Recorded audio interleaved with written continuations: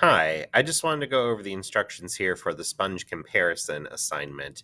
So, our learning intention on this one, we're learning about how to classify organisms so we can figure out how biologically similar they are to each other. We're looking at the full phylum of Porifera, which are the sponges, and then a few specific classes within that phylum. Success criteria: I'll be successful when I can research information about 4 different species of sponges, and I can compare each sponge species to see differences in their biology. So we've got a chart down here. So for each sponge listed in the chart below, fill out the chart by listing the information requested for each sponge. Both the common name and the scientific name for each sponge is given to help you find the information. I would strongly recommend using the scientific name. That's going to be more likely to get the information that you're looking for. So just as a heads up. A good source to check for the information is the Animal Diversity Web and our class slideshow about this subject. In particular, the Animal Diversity Web has specific entries for each of the species that we're looking at.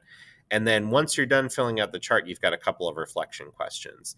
So just to give you an idea of what we're looking for, let's look at just the ciliated sponge row here on the top. And the scientific name there is Cycon ciliatum. So I'm going to copy the scientific name here, and then I'm going to click on the Animal Diversity Web. And again, I've got the search option here on the right, and I can paste it into that. And when I do, because I have a specific species name, it should take me to just a specific result. And again, it's the ciliated sponge. I can see that in the parentheses here as far as the common name, so that tells me that I'm looking at the right thing. Now, in this case, it didn't provide me with a picture, which is the first thing that I'm looking for here, where it says picture of sponge. So for that part, I will probably just want to go and do a Google image search. So I can look here and see Cycon ciliatum. Again, it's that specific species of sponge. And then if I click images, it'll pull up all of these specific instances here of that sponge. So when you're looking at through the pictures, it's important to kind of recognize sponges like to hang out in groups together, so it can be a little tricky to just get a photo of one on its own. You can get a photo of a group of them, but I would encourage you to look for a photo of just one of the sponges by itself to help you with the later sections where you're going to be looking at its symmetry. So I'm going to use this photo specifically. See if I can get that image open in a new tab. I'm going to copy it, copy just the image, and then paste it in on my assignment. So there, now I've got a picture of Cycon ciliatum. So the next part here is asking about the symmetry. It asks, does it have either asymmetry or radial symmetry? So again, look through your image as your primary means of determining this. Basically, if the sponge has an approximately cylindrical shape, and again, it might not be a perfect cylinder. Rarely do we see perfect shapes like that in nature. But basically, if it's a cylinder, it's likely to have radial symmetry. So that is how I would define the ciliated sponge here. There are other sponges that kind of grow against the surface of like uneven rocks and stuff like that. They tend to be the ones that have asymmetry by comparison. You can also look, when you look through the Animal Diversity Web information, if you look at the physical description and try to search for some of those terms like asymmetry or radial symmetry, sometimes you can find things that can confirm that information for you. But again, looking at the image might be enough to kind of give you an idea of what your symmetry is.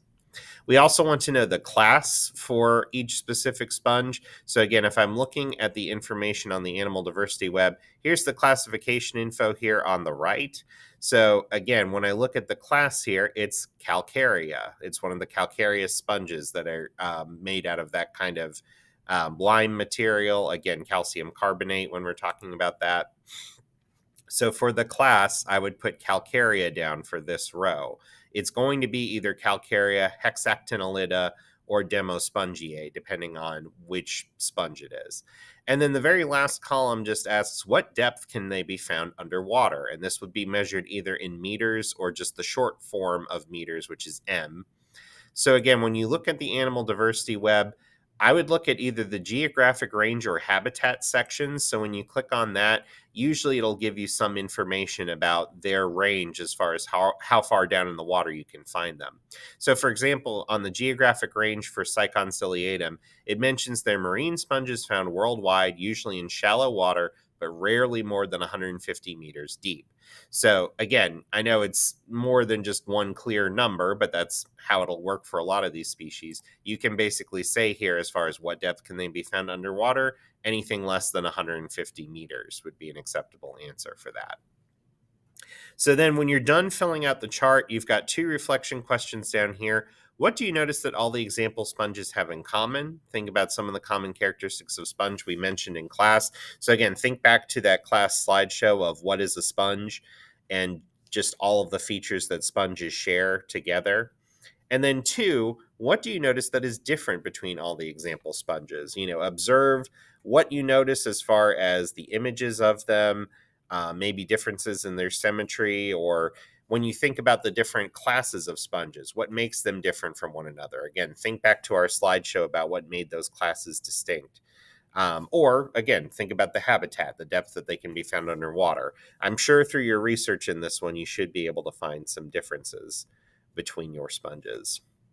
So that's it for this one. Again, it's pretty straightforward, just a chance to compare these sponges to one another. Again, the animal diversity web should be very helpful for a lot of that information, and the scientific names will definitely help you find the right kinds of pictures and information for what you're looking for.